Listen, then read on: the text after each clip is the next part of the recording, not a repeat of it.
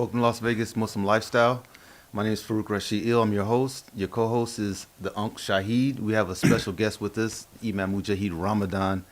Alhamdulillah. Alhamdulillah. So we usually start the show off asking people how they took the Shahada. So we're going to ask you, Imam, how did you take your Shahada? What led you to take your Shahada? I, living here since I was about 10 years old and grew up around a lot of people in the Nation of Islam. I used to deliver newspapers like the Sun newspaper. I was a Sun newspaper delivery boy, and we was exposed. A lot of my customers actually were in the Nation of Islam. And I remember a sergeant who taught martial arts, so I would go by his house sometimes. Went to the temple a few times, but the nation, it was black consciousness, and so I was interested in that. The other aspects of it I didn't become too attracted to, but I was around it a lot, and at that time all of us who were growing up were probably attracted to two aspects of movements in the African American community. Those of us who really weren't involved with like the civil rights movement, Dr. King, leaned more towards like the Nation of Islam, Black Panther Party. And but at least I had those relationships, and then a lot of my friends growing up were in the Nation of Islam, like Charles York and all of that whole family. And and probably, you get older in life, and actually I gotten to the point where I was my late teenage years, 16, 17 years old, really got to the point of saying, well, I don't believe there's a God. Because I saw the plight of African American people and how things were. So you become, but now if I grew up, my mother was AME. And I went to Greater New Jerusalem Baptist Church. My mother was at Zion Methodist. My father was at New Jerusalem, which was down on D Street at the time. And so I would visit churches like that. But the church did not meet my appetite. And the Nation of Islam, I had like Caucasian friends, white friends, Jews. And so that didn't really fit because I couldn't I couldn't understand the concept because I knew some good people who were Caucasians. And so probably about 18, 19, I began to wonder more and more about God. And then early 20s, in college, kind of grew a little bit more interest in God, but didn't have a place to even be connected to that. And I was a probation officer at the time. I would take lunch sometimes and come into the African American community. So there was a restaurant that was owned by a brother in the nation. And so I was sitting in a restaurant one day having lunch, and a brother came in dressed in a thobe, had an akal on and everything, and he came in and he walks over to me, and he says, kind of interesting, he says, "You're a Scorpio." And so I looked up at him and said, "Okay, what else?" I'm having lunch, really, were you involved in my lunch? He says, "Yes." So may I sit down? I said, "Yes." So he introduced himself. He says, his name was Abdul Rahman Bukhari. God rest his soul. And we started talking for a while, and he asked me about religion. I told him, well, I'm not really into religion. I have an interest, but I haven't found anything that fit. And so we kept talking for a while, and he kind of gave me some background on himself. We had a commonality like in jazz. And he came from Roxbury, Massachusetts. As a matter of fact, he came out the same masjid that El Hajj Malik Shabazz had been involved in Roxbury. And so I remember, actually, I don't even think I went back to my office. We left the restaurant, and I went to his home, which was down right off of Bonanza, which is my office was down on Bonanza. Went there. I probably didn't leave there until about 6 in the afternoon. It was really kind of interesting what he had to say. I went back the next day and went back a couple of days. And he asked me, he said, so you really want to be a Muslim? I said, yes. And it did now, we're talking about traditional Orthodox Islam. And so I took Shahada from him, as a matter of fact. And he introduced me to name Mujahid Abdul Kabir Ramadan. It was a name, but I had no idea what it meant. And as the name grew on me, I finally realized it's a powerful name. Yeah, but I wouldn't have chose that name because it's too much weight, too big for me. But I'm stuck with it. So I kept the name, and then I was at the university at the time and working. And it was kind of interesting because some of the people, after I embraced Islam, I discovered there were Muslims at UNLV. I was in classes with some Muslims, usually Pakistanis, Arabs, but I didn't know they were Muslims. There was nothing that they showed me that said they were Muslim. As a matter of fact, they showed me some things were making me say, you really, after I became a Muslim, maybe you're really not a Muslim. Right. So I began to go to Jummah out in a place like out off a Palm, which was in the southeast part of town. Met some more Muslims. And interestingly enough, one of the things that my wife, she didn't come in initially at that point in time. We had one child. And was going to Jumu'ah with him and studying. And he introduced me to various different literature. I didn't know what was Islamic literature, like the Ahmadiyyas. I was reading things about it. The Ansarullah, because he was off the East Coast, and they was pretty big there. I remember those guys. Yeah, and so after taking Shahada, I'm trying to live the religion, but it was only a small group of people, so I would interact with the immigrant population. But it was something that was missing. And I remember the big thing that I had a conflict with was dress. You know, I kind of like dressing basically how I was dressing. And I couldn't see myself as a probation officer dressing so differently as they were telling me I was dressing. So I would always have questions about, well, you know, one, socially, and then the other aspect. I remember asking a guy once, I said, so Muhammad the Prophet, peace and blessing of Allah be upon him, I said, so how did he dress before he was a Muslim? They said, well, he dressed like he did after he was a Muslim. I said, so before he was a Muslim, so his dress, I was majoring in sociology. I said, so his dress was basically from his culture. They said, well, yeah. I said, so, and then after he embraced the religion, he still dressed the same way. They said, yeah. I said, so.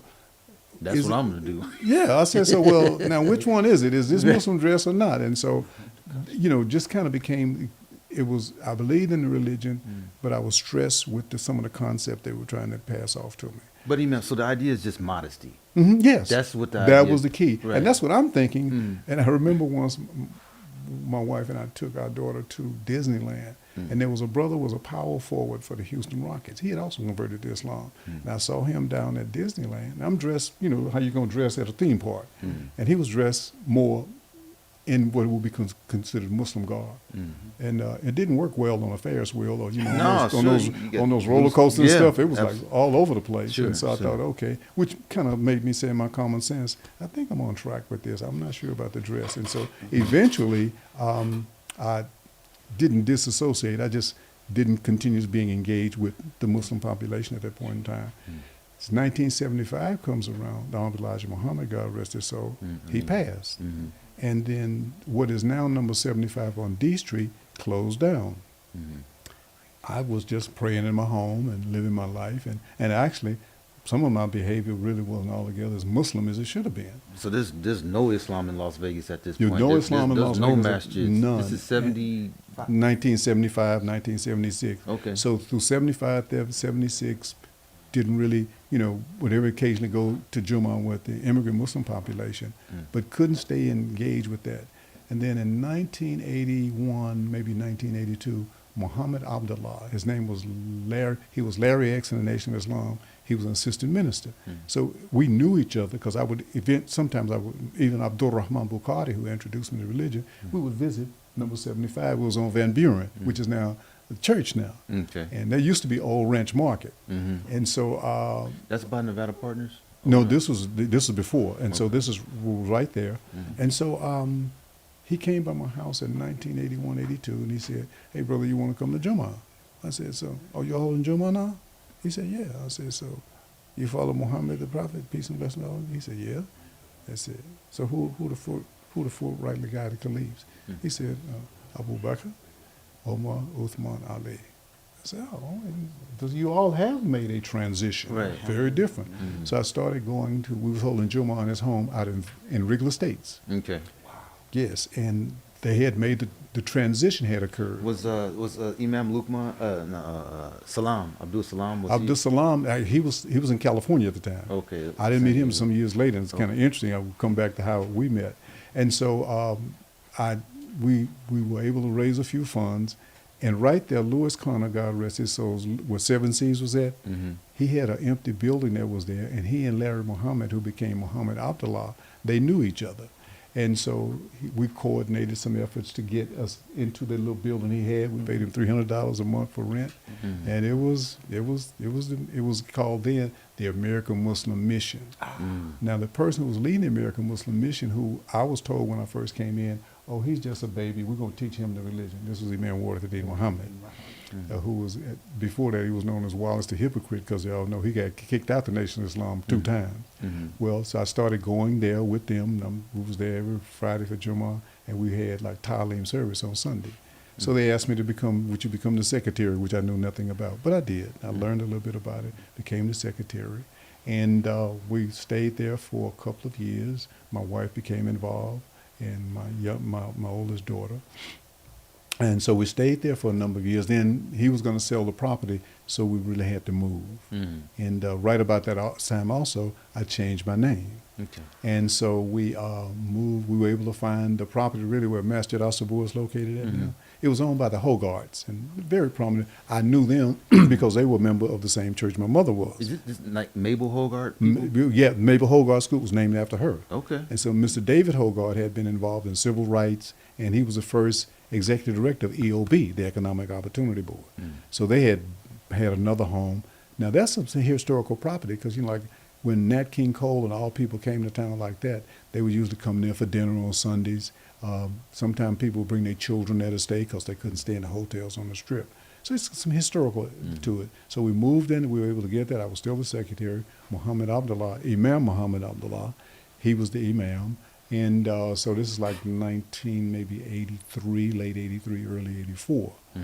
And so we were working there. I was the secretary of the community. And that it all transitioned from the nation. Yes. So if anybody who's in the nation know, really the secretary of the community really is the workhorse. Mhm. You know, you got to be there for the building open up, and you there after everything closed down. So it was a little running experience for me. And I would go down to California and learn from other people. Mhm. As a matter of fact, Fordal Khan, who later retired and moved into Las Vegas, he actually was the secretary at Masjid Felix Bilal in Los Angeles. Okay. And so, You know Central that. Avenue. You know where that's at. Yes, sir. yeah, and so I would go down there. Abdul Karim Hassan. Yeah, AK. I remember when he told AK Hassan one day, you know, Brother Imam, I am busy, so I need for you to leave my office. And I began to learn how the secretary was the only one in the community could tell the Imam what to do.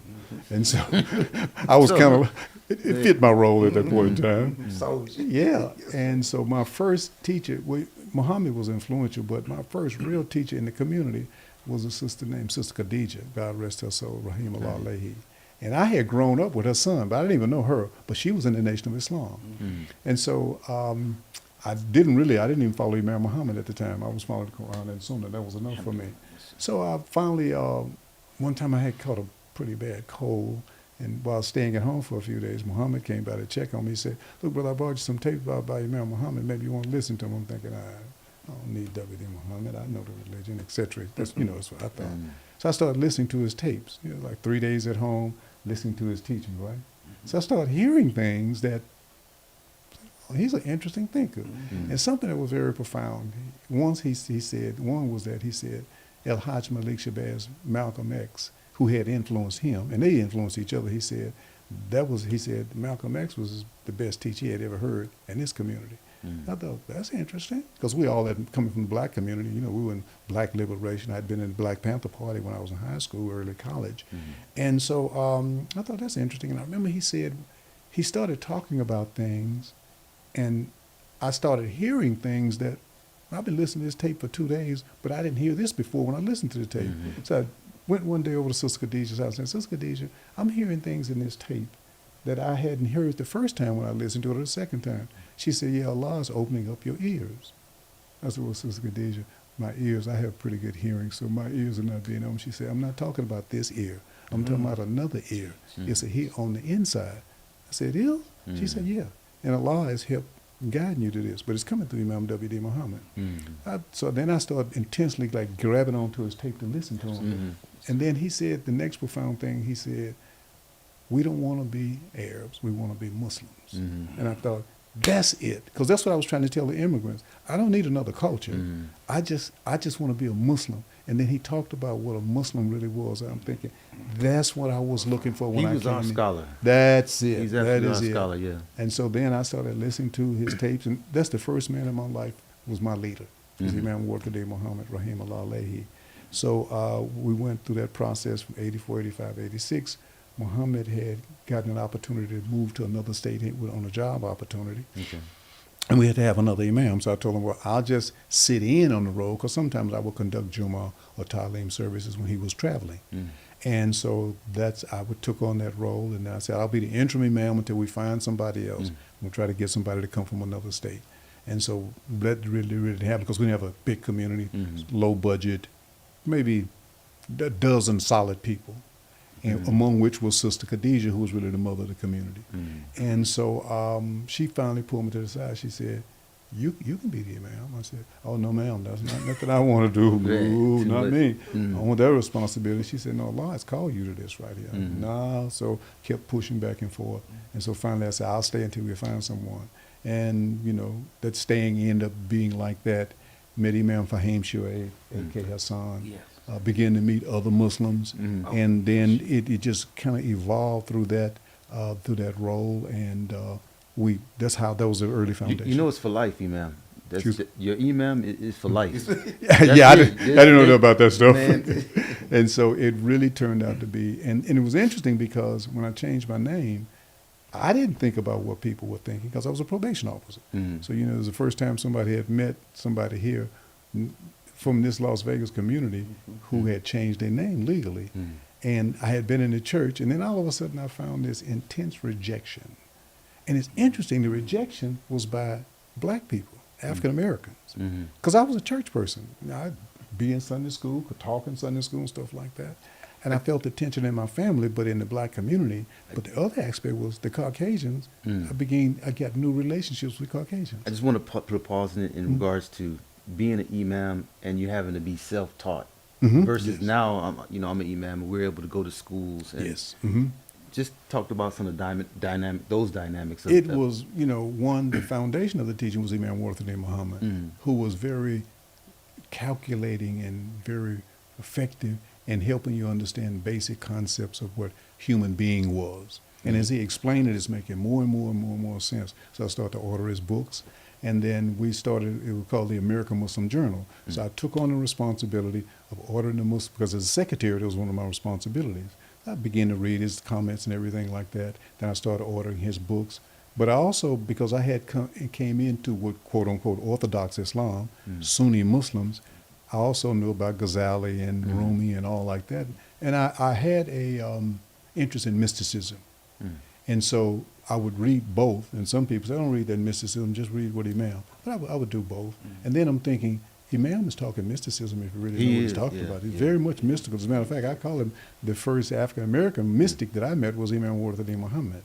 And so learning, along with listening to Imam, then you find other African-American Muslims who were his students. I started getting some of their tapes, brothers from New York, New Jersey, D.C., Imam Shuaib and I became very close. Because Fahim wasn't the Imam there. As a matter of fact, Abu Qadir El-Amin was the Imam there at Masjid Warthanin. But before Abu Qadir was the Imam there, Imam Warthanin Muhammad was the Imam at Masjid Warthanin. And so through those relationships, and it was interesting because a lot of people had said when I changed my name, my career would be over. You know, you ain't gonna progress in this town with no name like Mujahid Ramadan. Yeah. I said, well, that's all right. I'll just be Mujahid Ramadan with no career, but I'm gonna keep this name. And then, So would you consider yourself part of the first resurrection or the second resurrection? that's an interesting question, Imam Farouk. I was in a meeting years later in New Jersey, and we were in a small meeting with Imam Warthanin Muhammad, and a person said, asked a question to Imam, but the Imam there in New Jersey, he said, Brother Imam, before you mention that, Imam Ramadan, he talks politics quite a bit, so is there anything, Brother Imam, that you see in this right here? And so he said, because being from the first, and I was honored at that point in time, because my whole framework of learning Islam had come from Imam Muhammad. But he was always talking about, he would always connect it to the Nation of Islam and then our African-American struggle with our ancestors in this country. And he could take the Quran and connect our journey from slavery up through the Nation of Islam into where we were at in terms of Orthodox Islam. So it really fit for me as a sociologist. And I was so touched by it, and I had to say to him, I wasn't in the Nation of Islam. I learned about the Nation of Islam from Imam Warthanin Muhammad. His book, and I recommend to anybody, As the Light Shining from the East, was an eye-opener. You with me? Yes, sir. Oh, it was an eye-opener Yes. at that point in time. Then I went back and started getting all of the tapes and stuff that he had done in the Nation of Islam. And then after the Nation, the transition, what he gave. Absolutely. So I went back and actually studied the whole process of the transition. And I could explain to people, I'm a sociologist. So I saw the sociology in what he had done.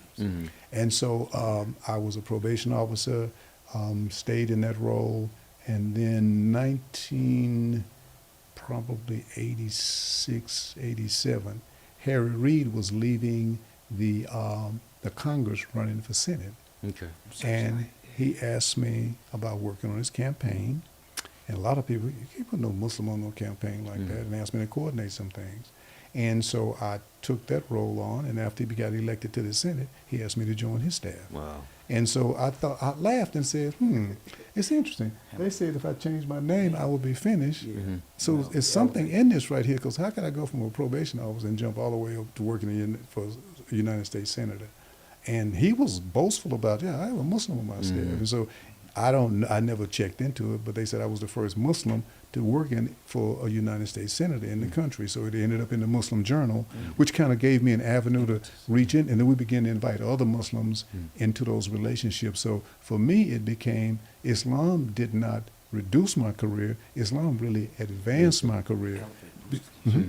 Dr. Cornel West came and spoke the other day. It was a great presentation. But he talked about long distance runners. You guys are long distance runners. So you're in the community. You're as a Muslim, and you're getting your foothold. So how did the Bolden Command and all of that come about? You became the drug czar, and now you're beginning to clean up the streets of Vegas, the West Las Vegas, which was dope and gang banging and things like that. You being take on that responsibility. The Nation of Islam kind of had that mode too, to clean up the streets. But you kind of brought it over to the Orthodox Muslim mind frame that Al Sabur is a clean, safe environment to go now. I mean, look at the work that we're doing now on Imam Fatim's leadership. You know, working with people who have who was your challenged student? background. He was a student of yours. Now I'm his student. He's mine now, and that's a blessing. That's a blessing. Yeah. And so we worked for Senator Reed for about 2.5, 3 years, and then I received an invitation. And then by now, because I'm somewhat politically involved, interacting in D.C., going there to work with Senator Reed's office, I began to connect with the Muslims in Washington, D.C. And then through the Muslim Journal, it's like this Muslim is on this senator's staff. It began to get me, I was going around different communities that invite us. And then Muslims who had been in the nation, they began to become very engaged in politics. So like in New Jersey, the Muslims were rolling in politics, New York, Philadelphia, even in Southern California, Oakland. But I'm the only person kind of in this role that's in a position in the government like that. So I kind of utilize that in order to help my own Muslim community by inviting more Muslims into it.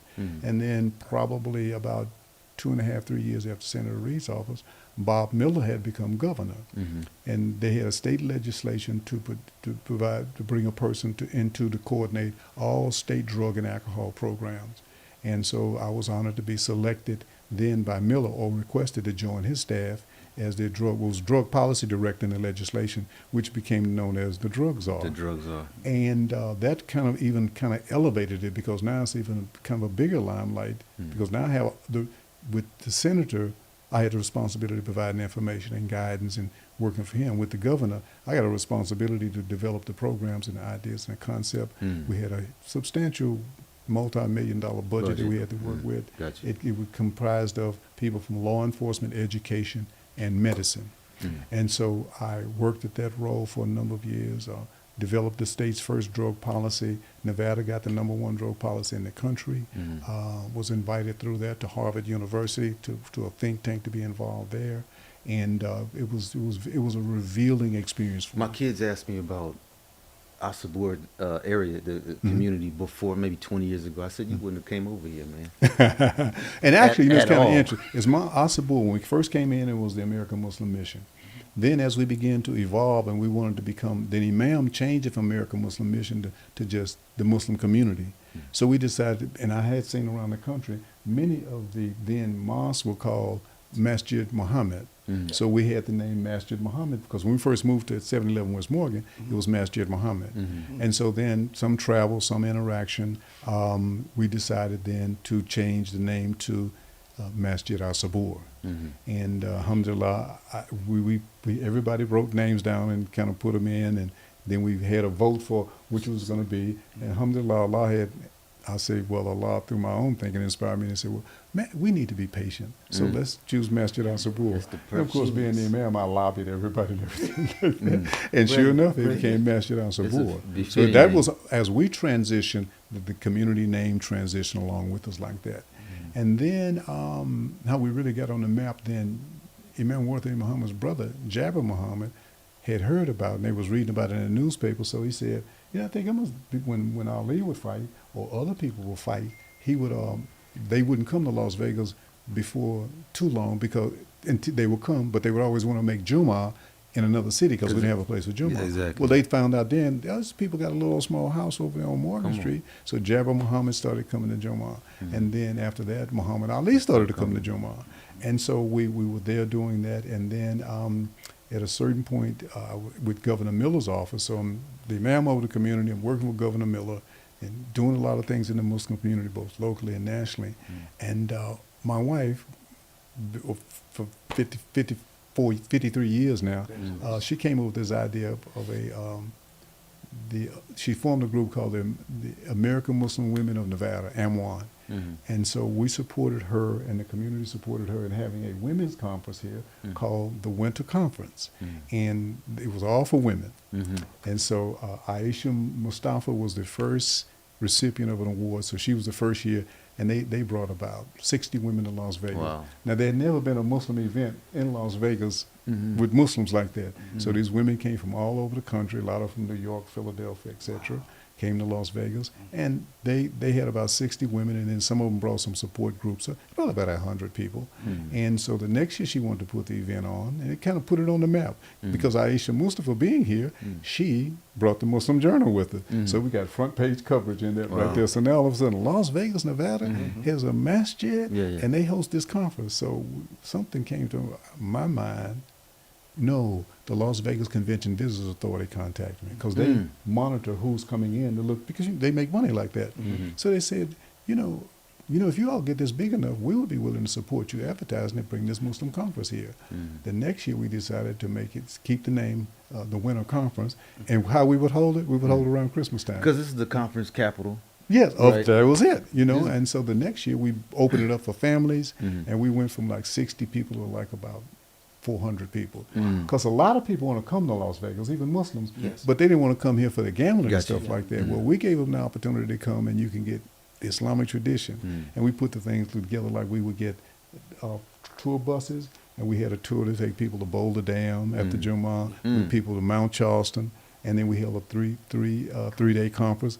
And then we started giving away awards, right? And I remember the second year we did it, Ed Bernstein, who was a prominent attorney, Ed Bernstein and I were involved in interfaith work together. So we decided, okay, we're going to have this event, and one of the reward recipients is going to be Ed Bernstein. So we gave you 3 awards. Because the first year was Sister Aisha. We gave you 3 awards. And I remember Bernstein said something to me. He says, Mujahid, only you Muslims would have the courage to hold a conference during the Christians' biggest holiday. Now, as a Jew, he really didn't mind that, right? He said, so you all are courageous enough to do something like that? And then when Ed came out to it, a lot of Jews came to the event. And so that kind of like really kind of put Las Vegas on the map. Left the governor's office maybe late 80s, and because of the presence, Kurt Kerkorian, God rest his soul, he had kind of been reading about this guy, Mujahid Ramadan, because they collect information on people. So he wanted to make a big donation to the state because he was building the MGM at the time. And so I didn't know about it, but when Bill Clinton was elected president, I was in New York at the convention, and Governor Miller was there. I was then working for him as his drug policy director. So he asked me, he says, you ever thought, what do you think about you're going to do after this right here? I said, I'm going to be here for a while. And he said, there's some people want to meet with you. He says, it's your decision now. You don't have to do anything. You don't have to say, but they want to offer you something. So we went to lunch with Kurt Kerkorian. And he was going to give the governor $1 million to the state to develop a program to help people. Because before that, remember when they had that Simi Valley, when Rodney King got beat? Well, there was a riot here at that time. I remember, on the west side. There you go. And so Kurt Kerkorian, one of his ideas, Mr. Kerkorian, was, what can we do to offset people breaking out with violence and stuff like that? This is how Nevada Partners came about. That's how Nevada Partners came to existence. My first real job came from that. The Las Vegas Hilton hired me, and I remember you telling us, like, this is your opportunity. Don't mess it up. You get your foot in the door. You talking to all youngsters. Don't mess it up. Get your foot in the door. You say blaze the track. Set an example for the people who come behind you. Alhamdulillah. Yes. So they hired me back the next year. then you set the example. I did. And, Yes. so that was my first real job. I was working in human resources. I was about 16. Alhamdulillah. That's a Filing blessing. paperwork, answering phones, Yeah. but Yeah. it was because of Nevada Partners. But also that job led me to my career as a contractor, Yes. Yes. in that field too. So it's a lot of good things. I'm came glad to from hear that. Yeah. It's interesting when you meet people who you had the opportunity to be a part of their life so early, right? Yeah, positive. So we ran the first summer program. We designed it because what had happened when we were having lunch, the governor said to me, he says, Rama, because I had developed some concepts. I saw employment as an avenue to reduce drug and alcohol use. People who were gainfully employed, that would reduce those challenges. So we had Mr. Krikorian assigned a guy named Bob Maxey, God rest his soul. He was president and CEO of the MGM, but he was also over Mr. Krikorian's Lindsay Foundation, which was his nonprofit funding piece. So I came on board with their staff to develop this process. So he comes to a meeting that the governor was on the board, the mayor was on the board, and all I had was 5 board members and 3 other people was on the board. So Mr. Maxey comes to a board meeting and says, Kurt has decided to raise the ante, and he gave the first $1 million. He says now he's going to give up another $5 million. He wants to build a facility. Wow. And it worked that well. So somebody said, well, they may burn it down. He said, Mr. Krikorian said, let them burn it down, but it's going to be theirs. Let the people do what they want. So that's how we ended up building the Nevada. We purchased the land. The land cost about $500,000. They provided me the legal counsel and the land. The same person who bought his property for the MGM, he kind of guided me through that process. So we bought the land. I was able to pick all the contractors. So obviously, most of them was going to look like myself. Awesome. And that was the first time that so many African Americans who became like some good contractors. They started out their first major contract was there. It cost probably, we spent about $7 million to build that. While we were building the process, I'm at lunch with Mr. Krikorian, and he starts talking about boxing, because early in his career he had been a boxer. So he says, he's talking about boxing, so he says, what do you think about boxing, Mujahid? I said, well, Mr. Krikorian, he'd always say Kurt. I want you to call him by, because he was Krikorian I don't remember the ethnic population he's from. They had been oppressed people also. Armenians? Armenians, right. And remember, the Armenians and the Muslims through the Ottoman Empire had an interesting adverse relationship. Okay. Remember, the Muslims committed genocide on the Armenians after World War I. And so he says, I said, so sounds like you want to have a boxing gym. He said, I think it'd be a good idea. What you think? Boxing Hey man, capital. you giving millions of dollars. If you want a boxing gym, That's we're what gonna put we're a gonna boxing have. gym. Richard in. Steele was So Mr. then we had to hire a boxing gym manager. So they were going to help. And everybody, once we put it out, they were going to build this gym. That's it. All names start to pop up to I get know. this piece right here to Yes. get this job. Yes. So we interviewed 3 people. Most of them came out of boxing, including Mr. Steele. And so a person said, so who are you finally going to choose, Ramadan? I said, well, I think Mr. Steele has the best heart and spirit for what we're trying to do. And somebody said, well, can you put 2 men with a strong will together like that? And I knew Mr. Steele had a heart of God in him like that. So He's Mr. still Steele going. came on as a gym. Yes, he came on as a gym manager. We built that gym. It was ultra modern. Everything was in it. And then, of course, we could get access to some of the best boxers. Well, lo and behold, just about this time, guess who gets released from incarceration? Mr. Mike. Mike Tyson. Mike. So Mike, now, My I brother. had heard he had converted to Islam. Yeah. So then Mike starts to come to Las Vegas. As a matter of fact, we went to work on him. They negotiated the first contract with Don King to get him to fight. And so he fought there at the convention center, at the arena there at the MGM.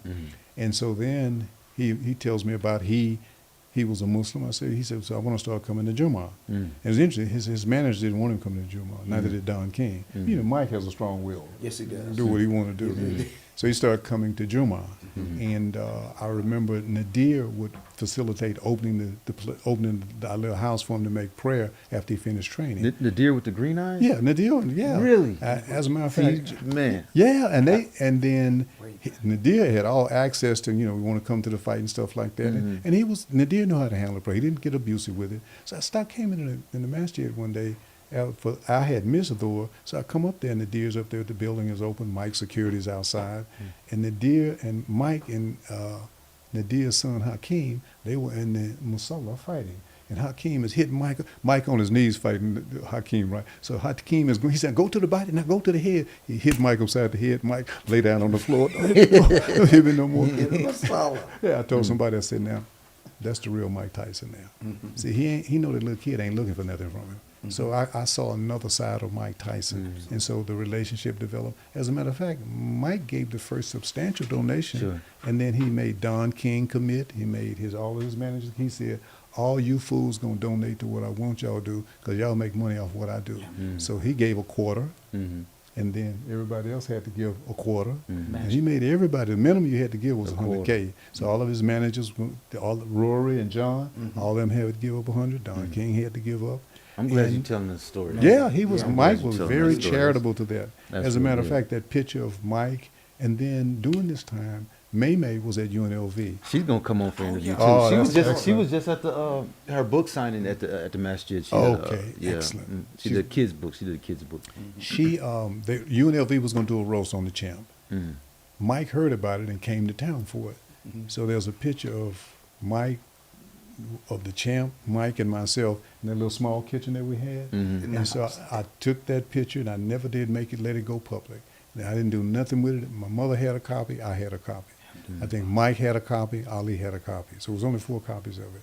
None were ever, I never put it in the Muslim Journal anywhere, because I wasn't looking for that. And then it didn't go public until after Ali passed. So, okay, now I don't have anybody say, well, Ramadan just trying to show this. No, this was just between us. And we hung out together for about 3 days. And then I saw another side of Mike, because then I saw the little boy with his leader. And it was very moving experience. And so that laid the foundation, and then Ali also kicked in. And so that was the history of how that whole process had evolved. And by this time, it's a lot more activity. Masjid Al-Sabur is on the map. People, we pack people in on Jum'ahs on Friday, and then the whole process came from there. So that's kind of idea there. The first time I saw Mike Tyson, he was vacuuming the masjid, the musalla. I couldn't believe I shut the door. I asked the imam, I said, "That's that?" He said, "Yeah, don't act starstruck." We have to take a quick break. We'll come back, inshallah, after the break, inshallah. At Uncle Mario Total Media, our list of services is endless. We specialize in creating podcasts, producing and recording music, designing graphics, integrating business into the metaverse, crafting stunning music videos, and delivering top-notch film production. There's nothing we can't handle. Our team of talented professionals is ready to bring your vision to life. Uncle Mario Total Media, where creativity knows no boundaries. Visit umtmshopping.com for great quality and excellent prices on women's clothes, men's clothes, baby clothes, and children's toys, electronics, and much more. Visit us now at umtmshopping.com.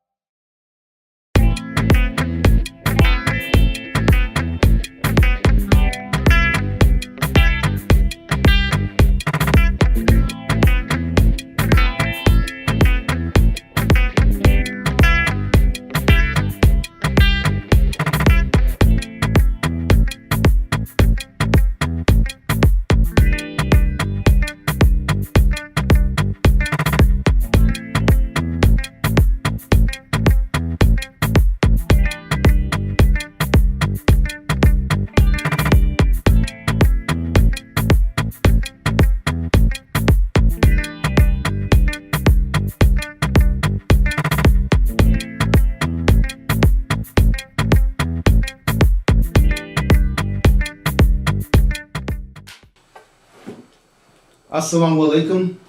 Welcome to another episode of Las Vegas Muslim Lifestyle. My name is Farouk Rashid Gill. We start every episode off with the Fatiha. Ashhadu an la ilaha illallah wa ashhadu anna Muhammadan Rasul. Allahumma salli. Let's start over. Don't worry. Hey, wait 1 second. Don't worry, Fred. We didn't get don't worry, well. That might be your way. It's kind of hang or take it back some. No, it's good. You might email whatever on these off, Sorry. I didn't even do the fudge. I just. No, you threw me off. Sorry about it. That's okay. So it's all good. We'll start over. Okay. The human factor. The next. Hey, 1 sec, yeah. I'll say I'm looking. Take 2. Assalamu alaikum. Welcome to another episode of Las Vegas Muslim Lifestyle. My name is Farouk Rashid Il. I'm your host. We start every episode off with the Fatiha. Alhamdulillahi Rabbil Alameen Ar-Rahman Ar-Rahim Malik Yawmiddin Iyaka na'budu wa iyaka nasta'in Hadina sirata mustaqim Sirata ladina anumta alayhim Ghayril maghdubi alayhim waladdallin Ameen. So I have with me my co-host, Uncle Shahid. What does that translate to? Abdul Shahid. Shahid. Abdul means the servant, slave servant of the Most High, Creator, Allah subhanahu wa ta'ala. And Shahid is an attribute of the God, the witness. He is the witness to everything. He's all-seeing. And I am the servant of the all-seeing, Abdul Shahid. Alhamdulillah. Shahid is an elder in the community from LA, but is settled here in Las Vegas and has been active in the community. So how did you take your shahada? That's the... Well, I What led you to take your shahada? was introduced to Islam via the Nation of Islam under the guidance and tutelage of the Most Honorable Elijah Muhammad and his star pupils, students, the late Malcolm X, El-Hajj Malik Shabazz, and Minister Louis Farrakhan. There are others who I'm not naming at this moment that were impactful, influential on my fervor to learn more about Islam and the Quran, and Al-Fatiha to Nas, etc. And initially, we were members of the FOI, Fruit of Islam, the soldiers, the security for the members of the nation and for the women and the children that are members of the nation. And we would drill often militarily, and we would sell newspapers and fish. And we'd become very familiar with the people who lived in the communities that we served. And this is the way I was introduced to Islam. And This is considered the first the resurrection. first resurrection is considered the first resurrection. First resurrection. Yes. Did a lot of members from the first resurrection transition to the second resurrection? Many did. And what is the second resurrection? The second resurrection would be the members that remained in the nation under Elijah Muhammad's son, Warith Muhammad, and he made some changes to the organization of the Nation of Islam. But those of us who were sincere continued in the nation and followed his tutelage as he began to introduce us to Islam proper, or universal or worldwide Islam. Now I know the whole thing came full circle. So Minister Farrakhan and Warith Muhammad, it eventually came back full circle where everything was Absolutely. Initially, where the media presented them as a enemy. break, and this and that. Yeah. So I have them in the newspaper where they're making salat together. Yes, sir. Yes, so that's the emphasis of Warith's father, was unity for us as a people, to see the oneness of God, to see that we, God's creation, is one as well, humanity. If you break that word down, humanity, hue means color, man, combination of male, female, and iti, community or unity. Humanity is one family on the planet Earth, and this is what Islam teaches. And the Muslims are the peacemakers. In contrast to what the media portrays about Muslims and Islam, terrorism, etc., they use the banner of Islam, but that's not Islam. Muslims are peacemakers, and we seek to unify the planet, the people, Allah's creation. I mean, Nini. So as far as Arabic, did you transition and try to learn Arabic? I know Warith Muhammad's community was really, his emphasis was on that. His father, I believe, sent him had Arabic. He did. He sent teachers. It's the oldest brother in the family under the Honorable Elijah Muhammad, named Akbar. Akbar is an attribute of Allah subhanahu wa ta'ala, the Most High. It means the Great. At any rate, Akbar did go to Saudi Arabia and learn Arabic, and we were encouraged to learn this language because we are struggling with English, which is not our first language. Right. But we seek to master that, and we had great orators in English. Dr. Martin Luther King, as well as Malcolm X and other great speakers. But we are encouraged to learn Arabic because that's the language of the Quran. The language of the Quran. Revealed in Arabic. Yes, sir. Over a period of 23 years to Prophet Muhammad, peace and blessings of Allah be upon him, through the angel Jibril. So as Allah instructed Jibril or Gabriel to reveal these surahs, chapters and ayats, chapters and verses to his messenger, Prophet Muhammad, sallallahu alaihi wasallam, peace and blessings of Allah be upon him. Yeah. And this has come to us. So we speak, read, and write English. So we learn that first, so that when we learn the Arabic, we'll at least know what we're saying, in our prayers. It's funny because I had to learn Arabic. I had to relearn the English grammar, nouns, verbs, pronouns. When I was in high school, I didn't find it significant, but learning the Arabic language, I had to learn the rules of the importance. Yeah, the importance of it. So speaking of the Quran, Arabic, the Quran came down in the month of Ramadan, which is approaching us in the next couple of weeks or so. Have you did anything? Are you preparing for? Absolutely. Mondays and itikaf, Yes. Glad you mentioned that because I just received a text from a brother in Los Angeles, California, who let me know that he's trying to collect finances to feed 9 masajid in Los Angeles, California, and in preparation for iftar, which is the Arabic word for the breaking of the fast. Right. So he's trying to raise money so that these masajid will be able to, at the end of even after the sun sets and the participants break fast, they'll be able to have food, dates, and that. Yeah, like that. Absolutely. But yes, and the Ramadan is prescribed for the human being. We gain mastery over our bodies. For instance, we're fasting from the dawn till sunset. During the daylight hours, we abstain from food and drink and water. And Allah doesn't need us to abstain from these things, essentials that His creation needs, unless we also refrain from speaking as much. And if we do speak with a consciousness, and try to be at peace, and consider in our brains, our minds, those on the planet who are less fortunate than we are. They're fasting because they don't have access to water and or food. And those of us who are fortunate enough to be married and have loved ones, a spouse, a wife, you abstain from contact with her during the daylight hours. No physical displays of affection, no hugging, no touching, no kissing until the sun goes down. Because that'll absolutely. This make you aroused. Yes. And in addition, it makes you more grateful, filled with gratitude for the relationships that you have. When you do access water and or food or your loved one, you're so monumentally more grateful. You don't take this for granted. How many Ramadan is this? What do you remember your first Ramadan? Is what I want to say. You remember your very first? I do, and it was a monumental struggle. Right. The first one too. I thirst. And you're given mercy in this way of life. If you're thirsty, and or you're getting dizzy or weak or experiencing some symptoms of difficulty, you're given ease, ruksa. It's called in Arabic, but which ease. It's not to put strain on you. You listen to your body. That's why you're in charge of it. If you're thirsty, you might have to have some water.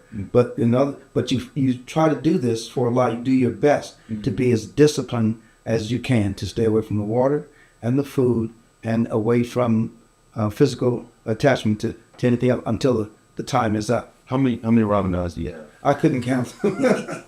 I couldn't count. I would be guessing. But needless to say, it's kept you healthy. It's Absolutely. kept you mind, body, and soul. It's preserved you. It does. It does. It gives you mastery over your body and over your desires. And it makes you conscientious about what you're putting in your mouth, what you are going to eat when you do eat, and what you are going to drink when you do drink. and it makes you very disciplined about your living. You don't take things for granted. Your vision, your hearing, your olfactory senses, your nose, your mouth, your tongue. So you become very disciplined during this 30 days, and you'll carry that discipline into the rest of the year, inshallah, God willing. Now I know even the Honorable Elijah Muhammad introduced fasting to the Nation of Islam. It introduced fasting to the Nation of Islam. So, but it wasn't in the same month or in the same regards as Ramadan. Absolutely. But he's slowly introducing us into how to fast. Yes, when to fast. Under the guidance of the Most Honorable Elijah Muhammad, the Nation of Islam fasted every year in the month of December. Okay. Now, every year under the banner of Islam, it changes every year, the months. The lunar calendar. The lunar calendar. But the Honorable Elijah Muhammad had the nation fast in December so that you wouldn't be seduced into what this nation, the country, does every December with Santa Claus and the commerce and economy off of Christmas, where it was supposedly originally to celebrate the birth of Nabi Isa, Prophet Jesus, the son of Mary. They went from Jesus' birthday to imbibing and celebrating Christmas with the gifts and the chopping down of the tree, which is prohibited. The Bible says you don't go into the wood and chop down a tree and follow the way of the heathens. But that has become a commercial thing annually in the United States of America. So he did a lot of reverse psychology. Absolutely. But You know, to teach the people. Elijah Muhammad, a lot, the Honorable Elijah Muhammad. Yes. So like, even calling the white man devil, right? This reverse psychology is challenging him at his actions. Absolutely. Right. Absolutely. To not act. It was easy to not act like that, right? Absolutely. Right. It was easy. What? It was easy. If you take the word evil Yeah. and you put a D in front of it, that stood for the doer of evil. It's a devil. If you take the word good and you take one of the ciphers, one of the O's out of it, it's a God with a small g, not the God, but you're in charge of a lot of things, of your central nervous system. Again, discipline over the things we've been given access to: hearing, sight, speech, touch, compassion in your heart for people who are in dire straits and doing not as well as you. So, but the Honorable Elijah Muhammad and his teachings point to all of this so that we would be ready when he returned to Allah. His son took over and took us to the book and to more about Islam, our true nature. It's like mastering the self. Absolutely. Mastering the true nature of yourself. Absolutely. Walking upright, things like that. So the nation had a lot to do with me becoming a Muslim as well. Just seeing brothers, on point. Yes. Dressing on point. Yes. Talking on point. Yeah. Family man. That was really what got me on point. But it was Malcolm. Yeah. Oh, yeah. He was so disciplined. He was the star pupil of God, Elijah Muhammad. And when I would go to the meetings, you would see the men. They shone like new money. And the discipline and the camaraderie and the affection that they showed one another, the protection that they put down for the women and the children and the families, all of this was a positive impact. It made you want to be like them, made you want to duplicate their discipline and behavior. And they pushed the discipline. Leave the white man's poison alone. Leave it on the shelf. Cigarettes, alcohol.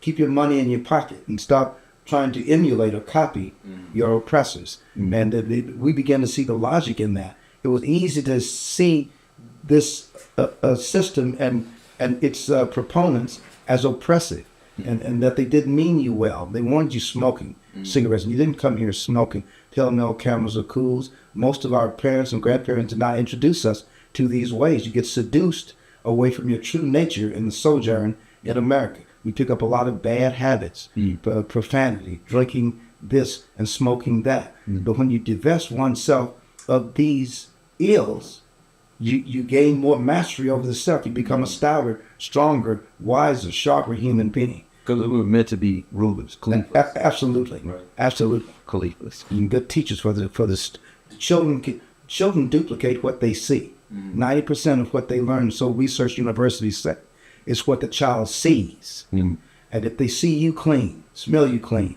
if they see you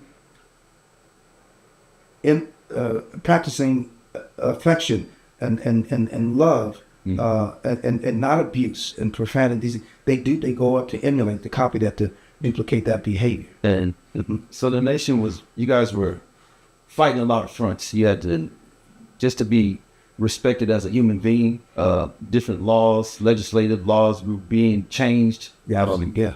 And at the same time, you're finding your way in the deen of Islam, which is an ever growing thing. You're trying to gain some footing there as well. Absolutely. I feel like your generation, you guys did a lot of landmark stuff. You guys carved away and opened a lot of doors for us to practice Islam openly. I concur with you wholeheartedly. Yeah. I believe that the path that Sunni Muslims are practicing, not just in the United States of America, but planetine globally. Yeah. In this country, especially in the United States of America, the Nation of Islam and its pioneers stomped the path into the ground that the Muslims are following in today. People are more conscientious of their diets because of the fish we saw. Right. Yeah. And they're emphasizing what Prophet Muhammad, peace and blessings of Allah be upon him, said in a lot of his quotations: seek knowledge from the cradle to the grave, even if it takes you to China. And that's what motivates, it inspires, and encourages the students to study, to really bear down and do a good job, get those A's and retain what you've learned and teach it to the children, who is the future. I think when Elijah Muhammad connected us with being Muslims, identified us with being Muslims, it directly challenged the enemies to say that, listen, we're not just men, we're God's men. Yes. We're God's people. That's what Muslim means. We're God's people. And so that's you know, if you want to be an enemy to God's people, there's a whole nother thing you got to deal with. That's right. Right. So Aptly put. he gave us dignity. He did. Yes, He did. sir. Yes, It made you felt from watching grandma and your grandparents, who were staunch Christians, which is what we were prior to learning about the new knowledge, that you were, in fact, born Muslim. You were learning that God, you want God on your side because you win. You can't lose. Right. And so he made it desirable to be God's man, to be God's woman. You knew this way you're going to win. And under the banner of Christianity, we heard the saying, cleanliness is next to godliness. Sure. But under the banner of Islam, that cleanliness is godliness. You want to be immaculate and clean inside and out. Inside and out. You want your dwellings to be clean. They to reflect. Everything reflects on you, the human being. Yeah, even your approach to your prayers, you got to clean yourself. You got to make movement before you. Absolutely, got to be clean physically, and prepare your mind and heart to communicate with the unseen, who can see you. And you are to worship Him. They call it Ihsan, Ihsan, the Arabic word in Islam. But you're worshiping God like you see Him, and although you don't, know of a surety that He sees you. This is a high level of taqwa. Yes, God conscious. God conscious. Absolutely. And so Allah looks at, He doesn't look at anything else, but He looks at your taqwa. He looks at your heart. And He looks at your heart. The heart is the seat of government in the human being. Yeah. Well, what you feel there rises to your eyes before you verbalize it. People, that's why mothers used to say, they used to always call it mother with her intuition. They said, boy, didn't I tell you not to do that? And she'd look in your eye before you could respond. She was, don't you lie to me. She could see what you were feeling, the fear of deceit. And then before you could get it off your tongue, she was, so you check yourself and say, I got to tell you, yes, you be ashamed that you had been disobedient, because it was in your heart. The heart is the seat of government in you. If that piece of morsel is healthy, the rest of the body is healthy. If that's corrupt, then the rest of it is bad too. Leimert Park's finest. So give us some history of Leimert Park, man. Give us some history of LA, man. The movement going on back there, some of the events and things that were happening. Well, culturally, that's been like a mecca for Los Angeles, Leimert Park. A lot of cultural affairs have taken place there. The Nation of Islam, the Muslims, we used to pray in Leimert Park. Tupac Shakur had a fundraiser there for Elmer Geronimo G. Jagger Pratt, who was a general in the Black Panther Party, who was framed for murder there and did a number of years, about 27. And the late Johnny L. Cochran Jr. said he would not quit practicing law until he got that man out of prison. He was successful in doing that, and he He got out, was parole, got with his grandmother who was in her 90s in Louisiana, in New Orleans. And not long after that, I think he left this country and went to South America, where he returned to Allah. But yes, the Black Panther Party had rallies in Leimert Park for Al Prentice, Bunchy Carter, and other Black Panther Party members and soldiers in the struggle for human rights and civil rights for our people in this country. So Leimert Park has been, like I say, a mecca for many events. The Brotherhood Crusade that under Danny Bakewell, and the sister that was a supervisor for that district, Yvonne Brathwaite Burke. I don't know if she's still active in politics now or not, but many of the black leaders in commerce and businesses and clergymen used to descend on that park with interfaith activities and cultural activities for Black History Month, etc. It was a gathering time for a lot of kaleidoscopic events. Yes, sir. From the Black community. Yes, sir.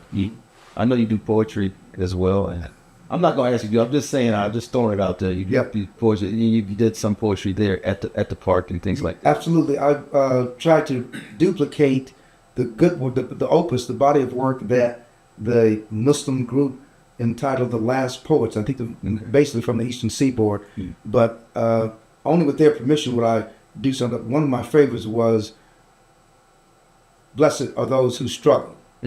Yeah. But I won't attempt that right here. No, I know you did it because we have our cultural arts. You did a piece there that was nice. That was good. Yeah, they were the catalyst for that. I was so amazed to find out that they were in fact Muslim, and that was the basis. But they were very culturally aware of their history and our history sojourn thus far in this country. And they were the impetus to duplicate their work, along with the late Gil Scott-Heron and other contributed artists who have contributed. So settling into Las Vegas, how have you settled in? I mean, yes, the Islamic community, the Muslim community. It's been a beautiful thing. It's been the saving grace for me here in Las Vegas, Nevada, has been the Islamic community at Masjid As-Sabur under the Imam Fatin and the rest of the Ummah members. It's been very motivating, very inspiring, very uplifting, and we're like a wall of bricks, solid. And that encourages me to keep going there, doing what we can for the future, which to show more young people to come in there and embrace the Deen al-Fitr, and they will, based on what they see the elders do, how we stand. I know, because coming here, I know, only family you have is your brother. Correct. And so, a lot of elders just get isolated, but if they connect themselves to a masjid, and then it's like they have an extended family. Absolutely. Yeah, that hasn't been more visible to me anywhere else than at Masjid As-Sabur.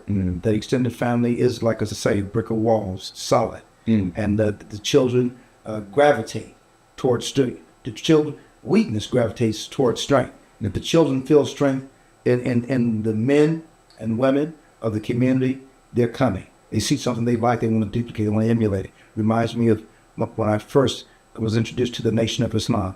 The men that I saw, the cohesion that they had, the unity that they had, the affection and protection that they provided the women and the children. It makes you want to be there. It's the same today in Masjid. The children are the future. And it's so important that they get motivation from us, because the school system here leaves much to be desired. This state is numbered last in terms of education in the country. That's sad. And so it's sad because you realize Marvin Gaye's lyrics, children today really going to suffer tomorrow. And that will happen when we don't put the real money in the real bank. Children. Yeah, absolutely. Eyes on the prize. Absolutely. Yeah. And also, I think Clark County is one of the fourth biggest school districts. I think it's the fifth in the nation. Yeah. And so with all the negative circulating around it, swirling controversy about this, one of the largest educational districts in the country, and done so poorly. We have to do much better by the teachers. They need to be concerned with doing what they were career-wise taught to do, teach, but they're so concerned now with self-preservation, worry about their own safety in the classrooms, and that they can't do a pristine job with the children, with the young nimble minds that are there for education.